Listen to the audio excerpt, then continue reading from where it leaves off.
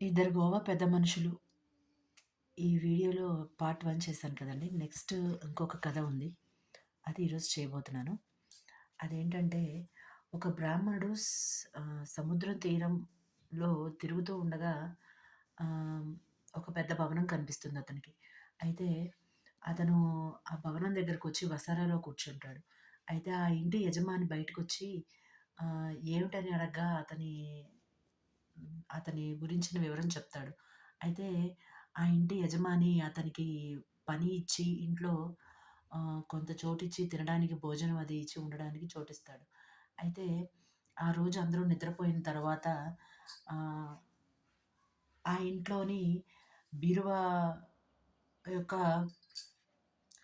ఆహ్, డోర్స్ అంతా పగలగొట్టేసి దానిలో ఉన్న 30,000 సొమ్మును కాజేసి అతను పారిపోతాడు.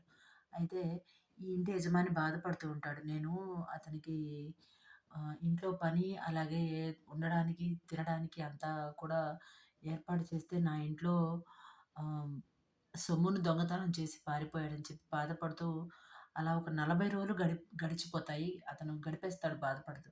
అయితే ఒక రోజున అటుగా వెళుతున్న ఒక పకీరు ఇతన్ని చూసి ఇతని బాధకు కారణం తెలుసుకొని ఆహ్, ఇ ఇతనికి షిరిడీ యొక్క అడ్రెస్ చెప్తాడు. వెళ్ళి అక్కడ బాబాకి నమస్కారం చేసుకో, నీ సమస్యలు తీరిపోతాయని చెప్తాడు. అయితే ఇతను అలాగే చేసి సముద్ర తీరంలో స్టీమర్ వెళ్ళేటప్పుడు ఆ స్టీమర్‌లో ఎక్కడానికి ప్రయత్నించగా అక్కడ ఆహ్, అక్కడ ఉండే ఒక ఎంప్లాయీ ఇతన్ని ఎక్కనివ్వడనమాట. అంటే అక్కడ ఉండే ఉద్యోగి ఇతన్ని ఎక్కనివ్వడనమాట. అయితే ఒక నౌకరు సహాయంతో ఇతను నౌకరు చెప్తాడు. మాకు తెలిసినతనే అన్నట్టుగా ఏదో కొంత మాటలు చెప్పినప్పుడు ఇతన్ని ఎక్కనిస్తారనమాట. బొంబాయి దాకా ఆ స్టీమర్‌లో వెళ్ళి అక్కడి నుంచి రైలు ప్రయాణం చేసి షిరిడీ వెళ్తాడు. అక్కడికి వెళ్ళిన తర్వాత ఇతనికి బాబాగారి దర్శనం దొరుకుతుంది. అయితే ఇతన్ని చూసిన వెంటనే బాబాగారు చెప్తారు. ఇతని సొమ్ము ఆహ్, ఆహ్, ఒక బ్రాహ్మణుడు దొంగతనం చేశాడు.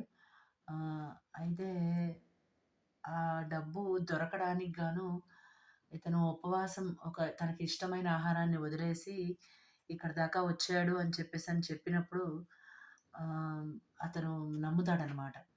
ఆహ్, నా గురించి నేనెప్పుడు షిరిడీ రాలేదు. అలాగే ఎవరు చెప్పలేదు. కానీ బాబా గారికి ఎలాగ అర్థమైంది. ఆయన సర్వాంతర్యామి అన్న విషయం అర్థం చేసుకొని అతను వచ్చిన విషయాన్ని వివరం అంతా తెలిపి బాబా గారి దగ్గర సెలవు పుచ్చుకొని వెళ్ళిపోతాడు.